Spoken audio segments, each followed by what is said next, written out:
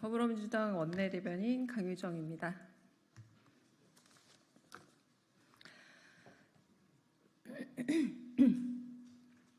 이진숙에 이어 김문수입니까?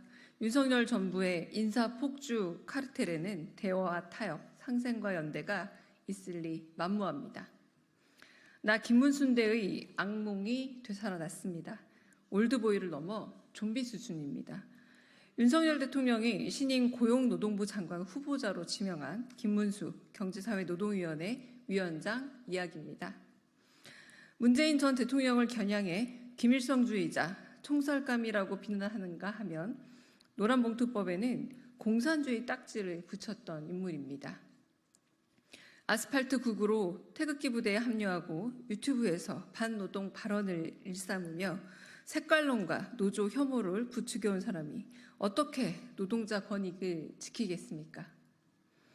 방송 장악을 위해 이진숙을 임명하더니 이번엔 슬쩍 미뤄뒀던 주 69시간제 완성을 위해 김문수입니까?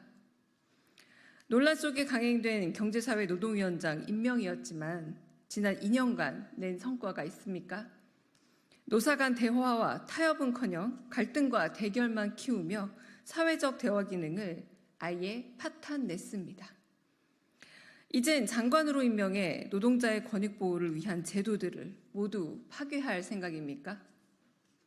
경질도 때늦은 반노동 인사를 장관으로 영전시키는 건 고용노동부를 반고용노동부로 만들겠다는 겁니다. 김문수의 고용노동부의 대화와 타협, 상생과 연대가 있을리 만무합니다. 이미 삶의 이력과 경력으로 그 부적격이 거듭 확인된 인사입니다. 인사청문회조차 낭비입니다. 인사청문회조차 낭비입니다. 노동계를 카르텔이라 적시하더니 카르텔은 윤석열 정부의 인사폭주에 더 맞는 말입니다. 김 위원장은 장관 지명에 답하듯 노란봉투법에 상당히 문제가 있다며 싸움부터 겁니다. 잔인한 손해배상과 가압류가 주는 고통에 세상까지 등진 노동자들의 피와 눈물이 담긴 법안입니다. 노동권 탄압의 천병 역할 꼭 해야겠습니까? 노동계 탕하 김문수 위원장은 노동계를 영원히 떠나십시오. 변절자의 삶의 속죄를 원한다면 길은 하나입니다. 김문수 지명자 스스로를 돌아보고 당장 사퇴하십시오. 더불어민주당은 윤석열 대통령의 인사폭주와 국정 왜곡 카르텔을 더 이상 방관하지 않겠습니다. 다음 브리핑하겠습니다. 한동훈 대표님, 왜 법무부 장관 시절 간첩죄 개정 요구를 끝내 외면하셨습니까? 한동훈 대표가 본인의 SNS에 수상한 글을 올렸습니다.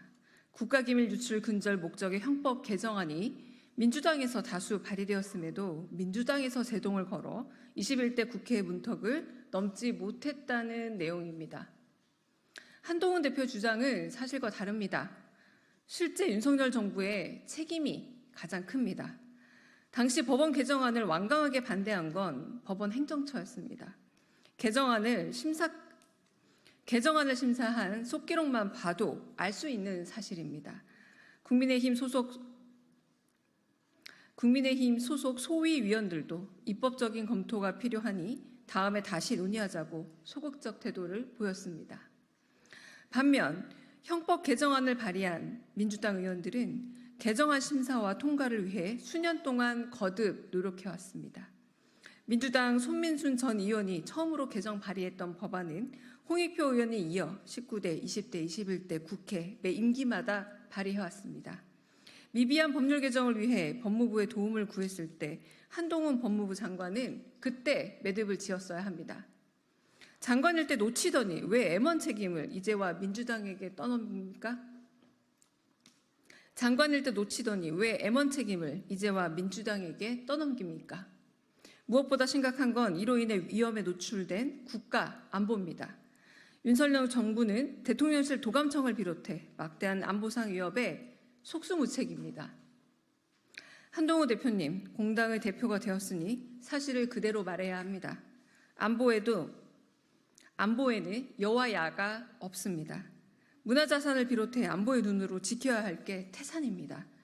국민의힘과 정부가 국가 안보를 놓치고 허술히 여겨도 민주당은 최선의 노력으로 안보를 지켜내겠습니다.